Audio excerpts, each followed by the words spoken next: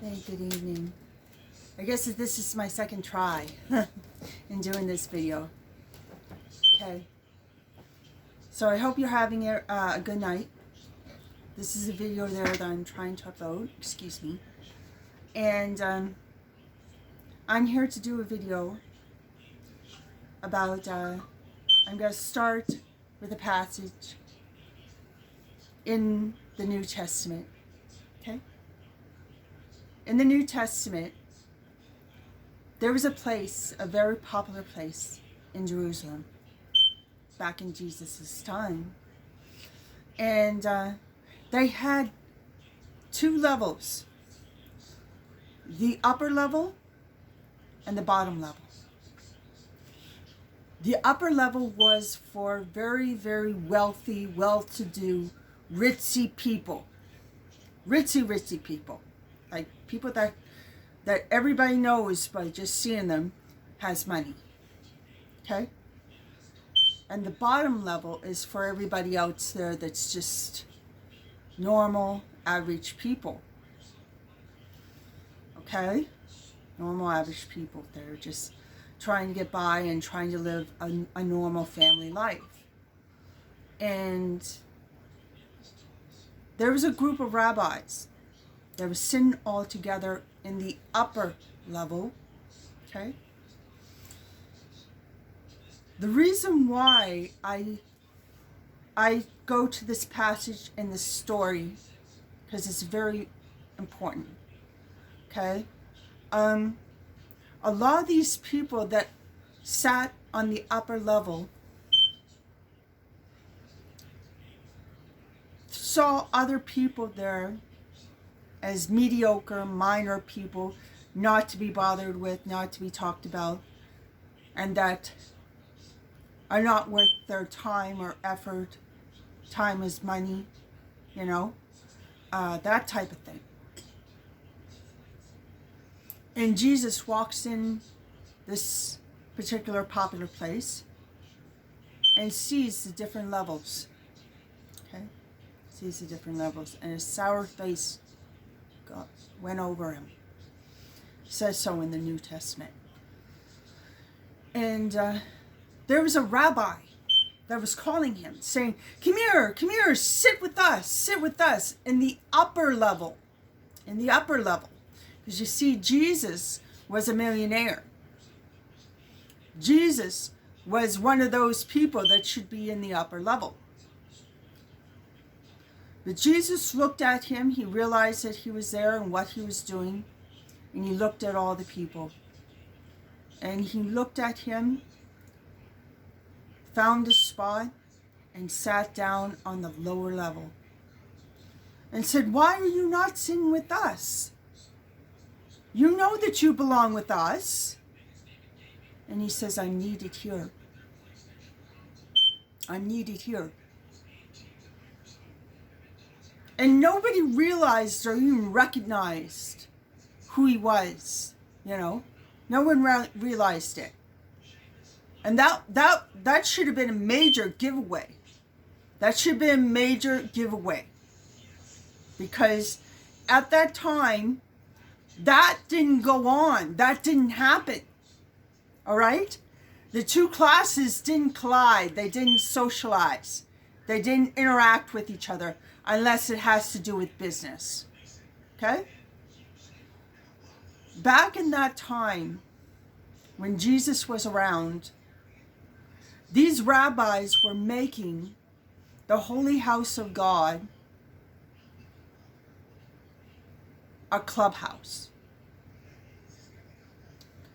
If you don't pay for a lamb, you're an unclean individual and not welcome here. That's the way that they were treating the normal average Schmo. Okay? And Jesus saw this. This is why he opened up his own synagogue. You hear him saying that he spoke in the synagogue. It was his own synagogue. Okay? It was his own synagogue. And that place there welcomed everybody. Everybody. It didn't matter. He didn't do the same things that the other rabbis were doing. Okay? He didn't make the house of God a clubhouse, okay? For only certain people to go to, okay? The reason why I mentioned that is because it's similar to what Muhammad had to go through, okay? He was expelled from Mecca, okay? Because of his beliefs. He was a man of money. He was a prestigious man. He married a wealthy widow. You know, he was well established in Mecca.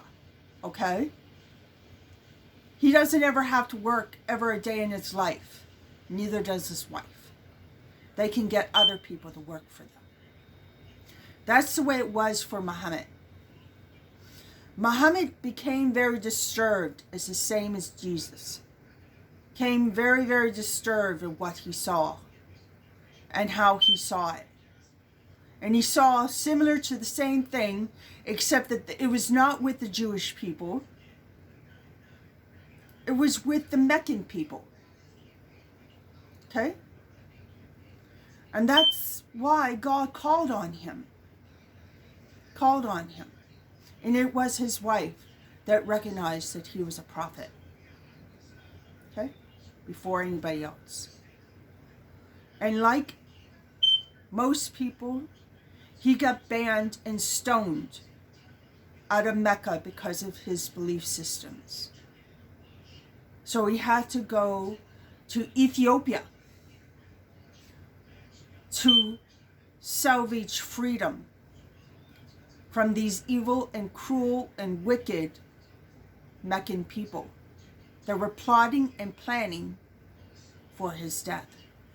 The rabbis at that day, that was the beginning for Jesus when they started to plan and plot against Jesus. Okay? Because they said to each other, who does this man think he is? You know? Who does he think he is? You know?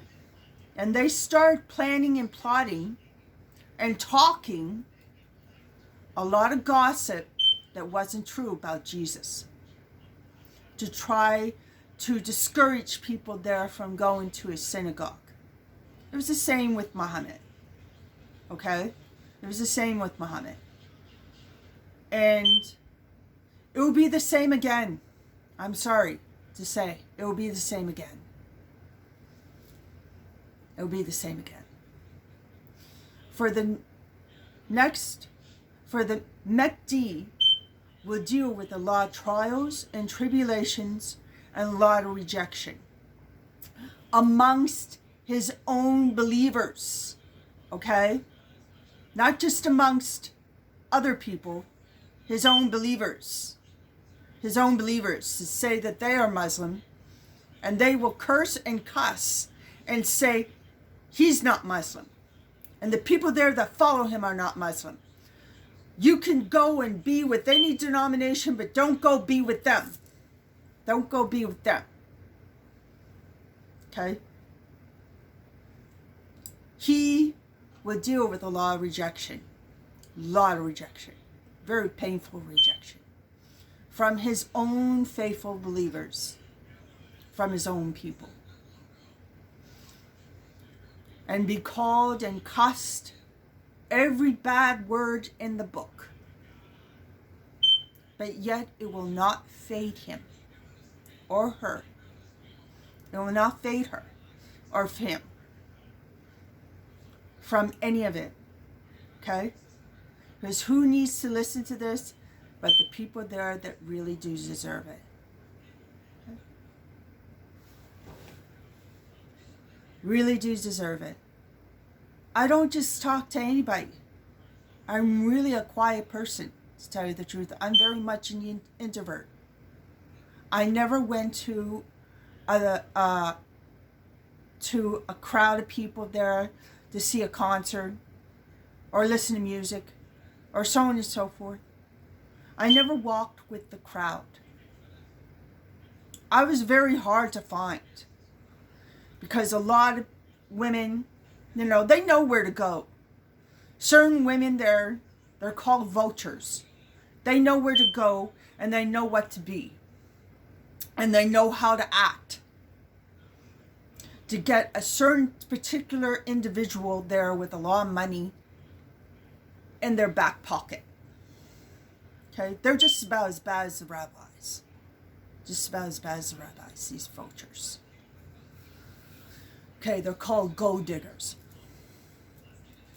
Okay? Gold diggers.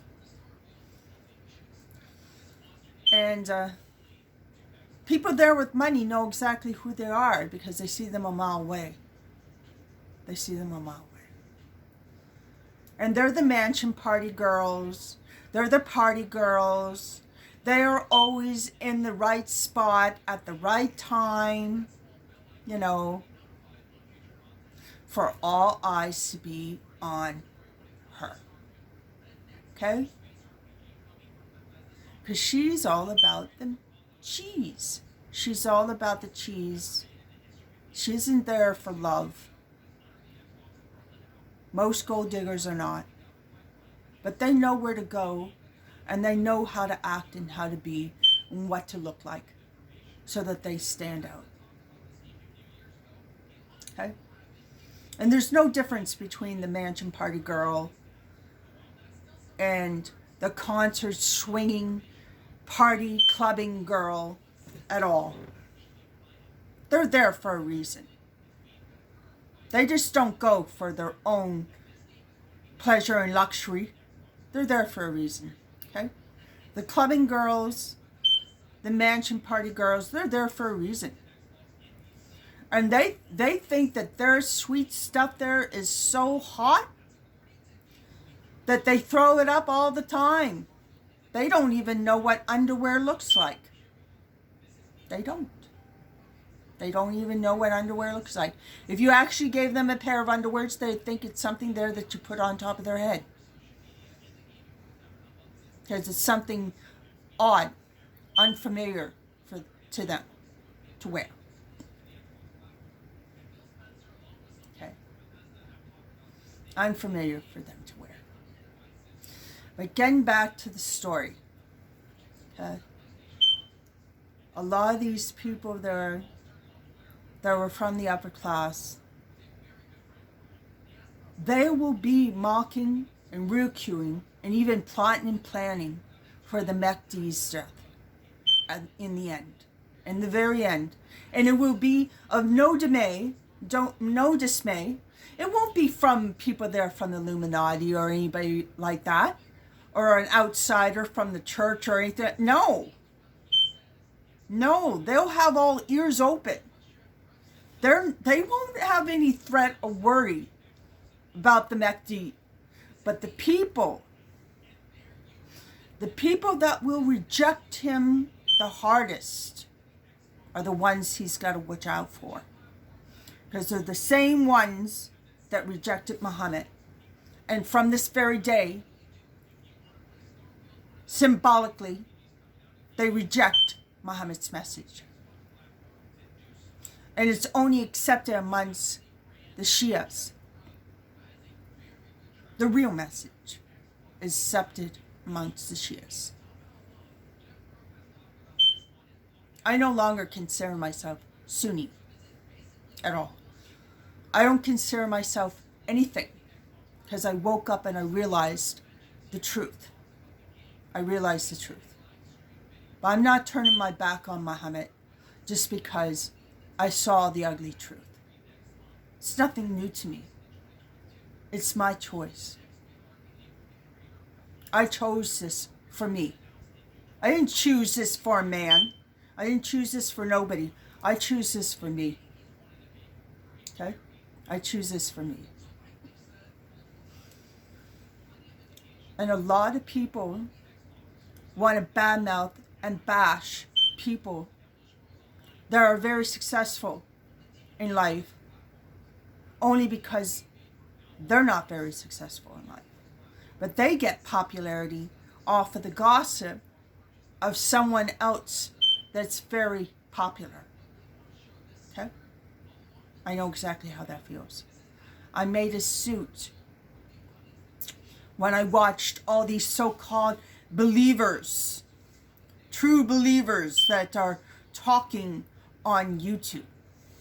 Okay? They were talking a lot of shit, a lot of garbage that isn't so. Anybody that believes it must love the inquiry, you know, because it's pretty far-fetched. It's pretty far-fetched. Because I'll tell you right now, no one has to work that hard to get rich, okay? No one has to beg or plead to get rich, okay? They're rich because they're talented, okay? That's a fact. They're rich because they're talented. They have a talent. And they shouldn't be mocked and ridiculed or badmouthed because they have talent at all. That's someone there that's very envious and jealous of that person. And they have a lot to be envious and jealous of. Okay? A lot to be envious and jealous of. Okay? A lot of people that come from so-called the hood or from an average normal life that comes to these certain situations there and realize, wow, I'm in the upper level with all these rich and prestigious people. I must be special. And they make you feel that way. They make you feel that way. Come and sit with us. Come and sit with us and enjoy the meal with us. When everybody else on the lower level has got nothing but scraps and bread to eat, because that's all they can afford. All of a sudden you're special. I know a lot of rich and wealthy people that have exploited me, okay, for ideas, for them to get rich. I don't mind. I don't mind at all. It doesn't bother me. It doesn't bother me. If I want to give out ideas to somebody there, they better feel special. Because I really don't do that. I don't do that stuff. I don't do that stuff because I've been burnt in the past. I've been burnt in the past by prestigious, clubbish women. Okay? Women. So you know exactly what I'm talking about. I know exactly what the vulture is. She's always there looking around, trying to steal ideas, trying to steal someone's man, trying to be a house wrecker. Yeah. They're a dime a dozen. They're a dime a dozen. They don't have to be at a mansion party. They can be at your average party and be a damn gold digger. A damn vulture looking for prey. You know vultures, they're grabbed for the heart, right?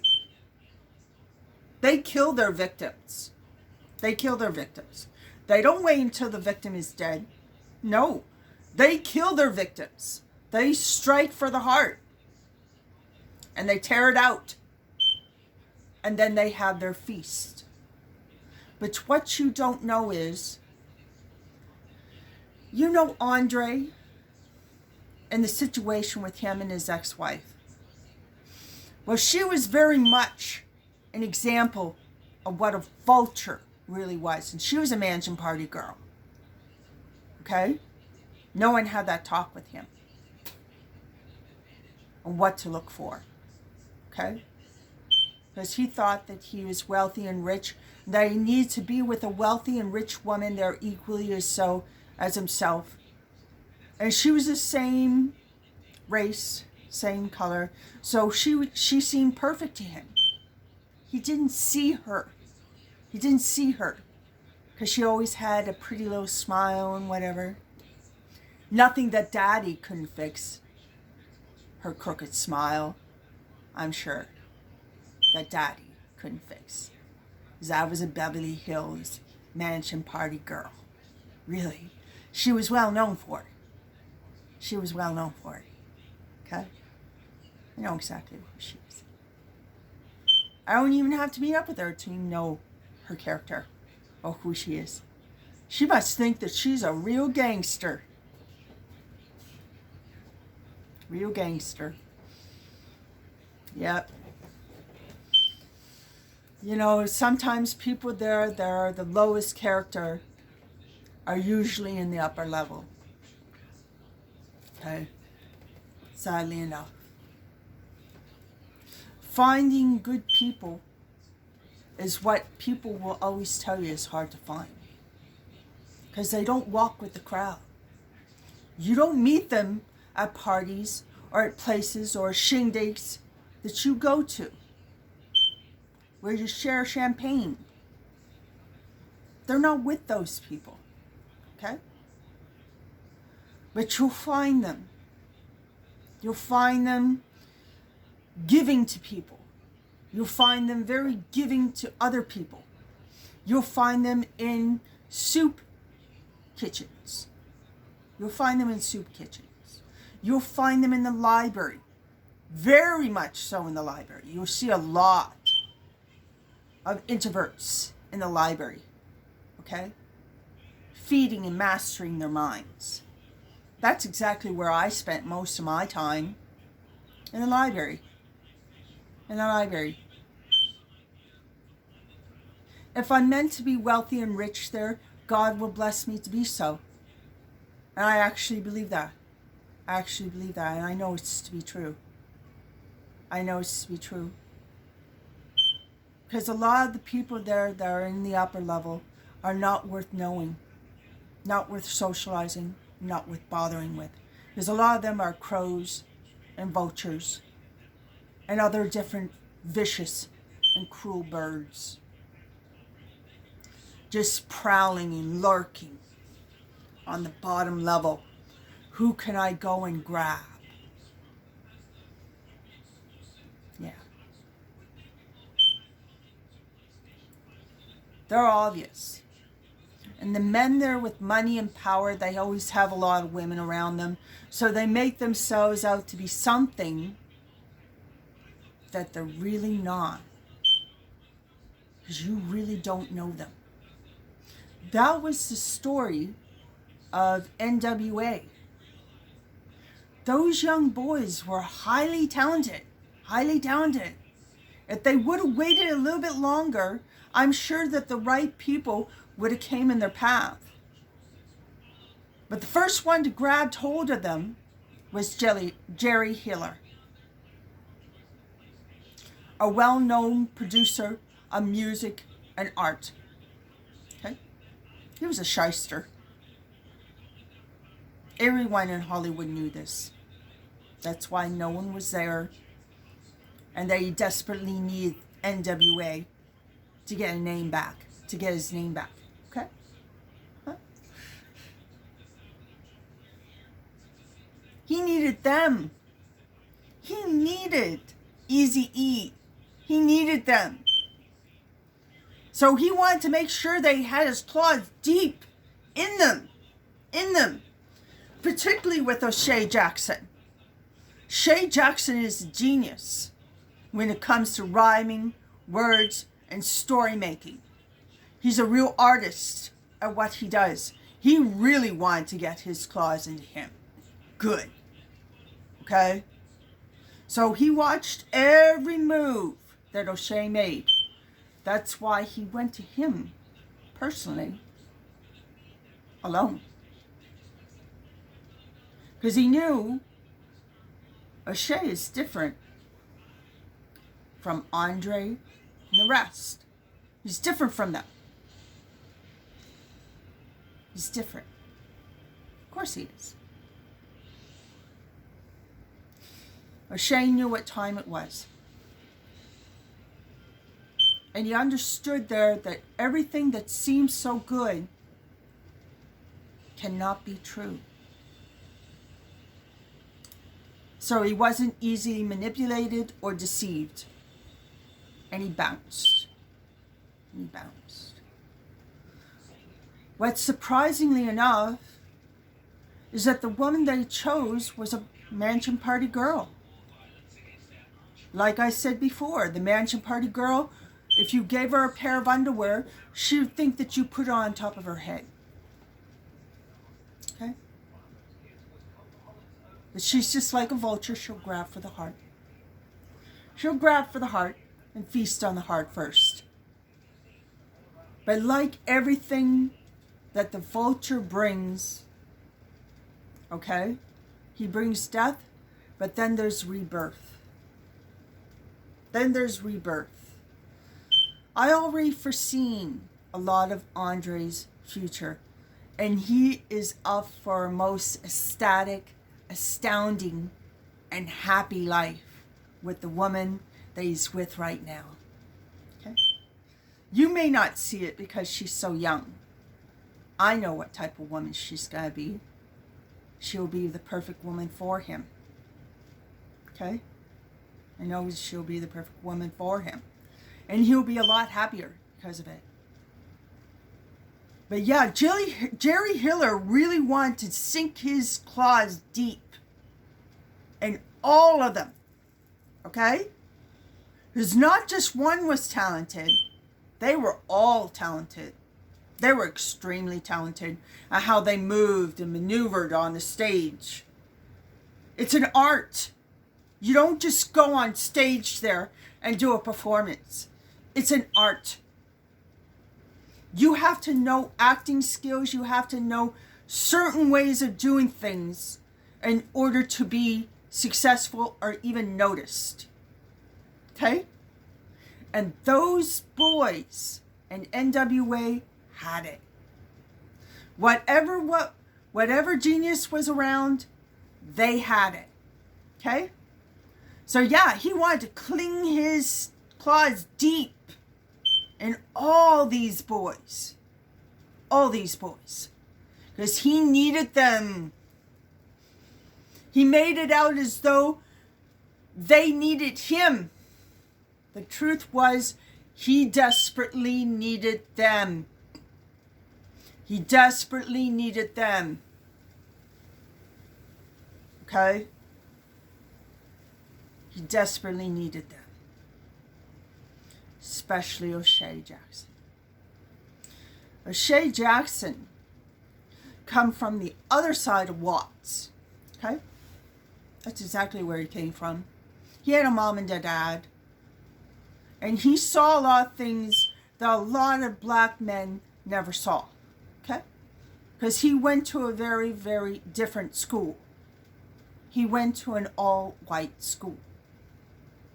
So he knows how things operate on their end. He knew.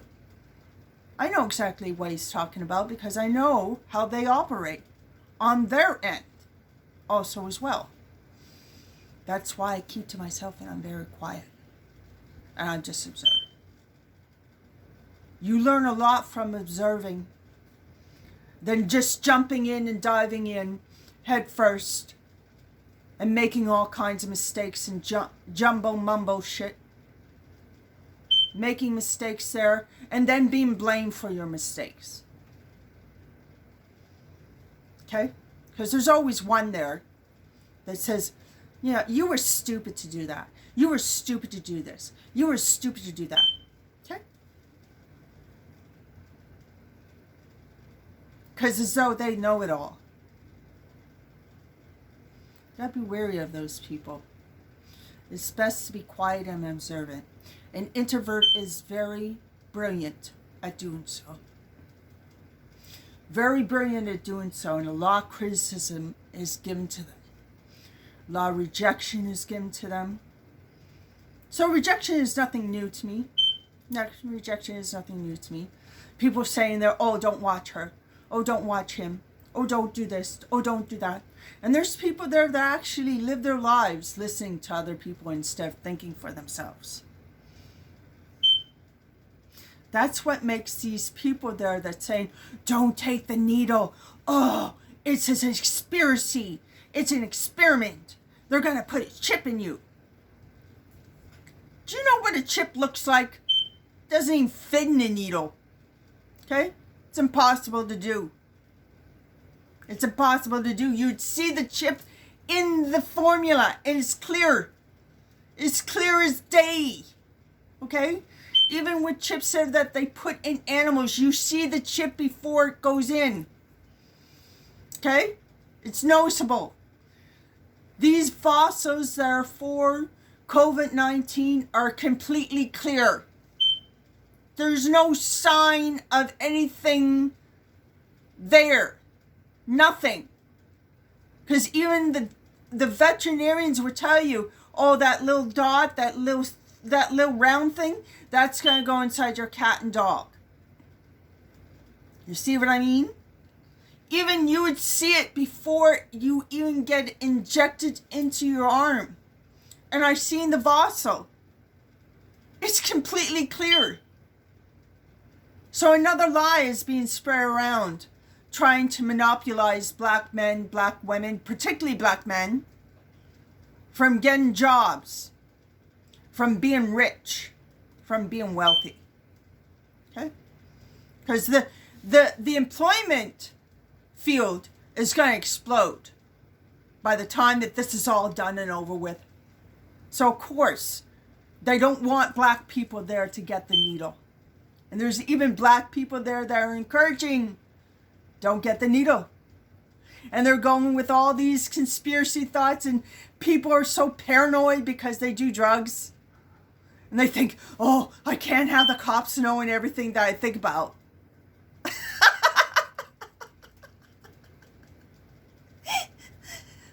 Well, you gotta be really, really on drugs, Sarah, and really be doing them for a long time to actually believe that garbage. Get the facts. Get the truth. People love to gossip. People love to talk about introverts. And people there that don't talk so much. And they're very shy and timid. They like to make gossip. They like to make gossip where there is no gossip. You know what I'm talking about. He said, she said. People there that are famous for it. Like the National Enquiry. These people that said that they were true believers, okay, must have been hired by the National Enquiry. Because I just heard this and I said, this is the biggest bunch of bullshit I ever heard, bad-mouthing the Illuminati. Listen, the Illuminati may not be all good, may not be all bad, but they have some of the most talented people on their payroll. They have the most talented people on their payroll, okay? The most talented people on the payroll. But not everybody there that's wealthy and rich has anything to do, probably doesn't even know who these people are because they're such a clubby, clingy group of people, okay? There's only certain people there that they cling to. Mainly gay and bisexual people, okay? Not everybody in Hollywood is gay. That's obvious. That's obvious. There's a time there that in the hip-hop industry, being openly gay would make you very unpopular. Would not sell very well, okay? Would not sell very well. I'm not saying it didn't happen, but it wouldn't sell very well because that was not the norm. That was not the cool thing to do. Nowadays, there's people are coming out there right out in front of camera and wearing tutus, wearing skirts,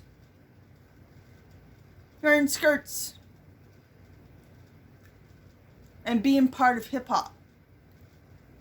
How can you respect a man in a short skirt walking around at shindigs?